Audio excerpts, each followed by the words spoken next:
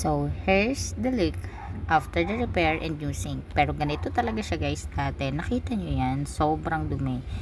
Yan ang pinalitan. Actually, yan lang dapat ang papalitan. Dahil tumutulo siya guys. As in, madalas na or kumbaga sunod-sunod na yung tulo niya. And then, ayaw pa sanang papalitan ng asawa ko. And then, nakita ko sa Enteng, which is yung nag-aayos talaga dito sa amin. Yan, no? Siya din nag-ayos niyan dati.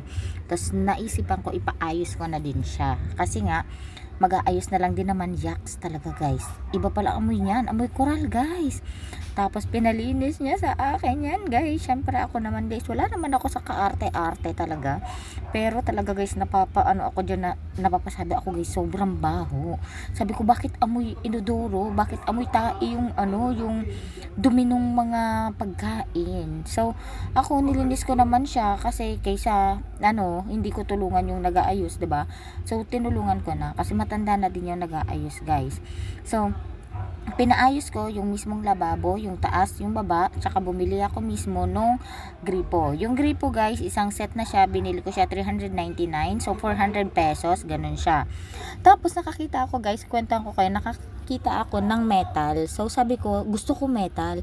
Tapos guys, nung nakita ko yung presyo, 1.4 ata yun, bigla akong napabalik doon sa plastic. Sabi ko, ito na lang, hindi ko naman pala kailangan ng metal. Tapos na-extend pa yung kunyari sabi ko doon sa guys, sa tindahan, hindi ko naman po pala kailangan ng na-extend kasi naman, maliit lang yung sink namin. Pero gustong gusto ko sana talaga yung metal. Pero napaurong ako guys, nung nakita ko na yung price is 1.4. Ganun pala yun kamahal. So, eto na nga, alam nyo ba guys, di ba nalinis ko na yan? Akala ko malinis na yung pagkakagawa ko. Pero, nung tiningnan niya, nung gumagawa ng tubero, ay hindi pa pala siya okay.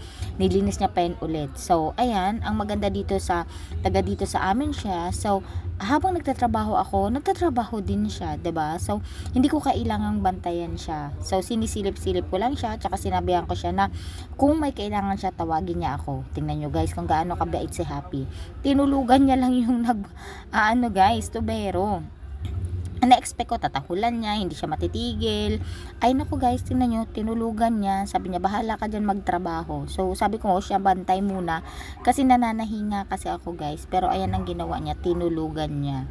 So, pagkatapos na ayusin yung gripo, tsaka yung ilalim ng lababo, nilinis ko na siya guys. And then, pinag-uusapan namin na kung pwede, pakiayos na din yung pinto nung ilalim ng lababo. Kasi kahit nagaano kaganda ng lababo guys, pag pangit yung pinto, ayan, 'di ba? Nagmukhang mini ref. Okay na siya. 'di ba? So thank you so much kay Mang Enteng kasi ayan, okay na ang aming lababo, wala nang tumutulo. So ayan na, wala na din tumutulo sa ilalim at malinis na siya. So ito ang aking pinag-aabalahan ngayong maghapon guys. And then nagpa-pick up din pala ako guys ng parcel ng JNT Flash and then SPX at gumawa din ako ng isang dress for 5 years old girl. Ayun siya guys. Bye!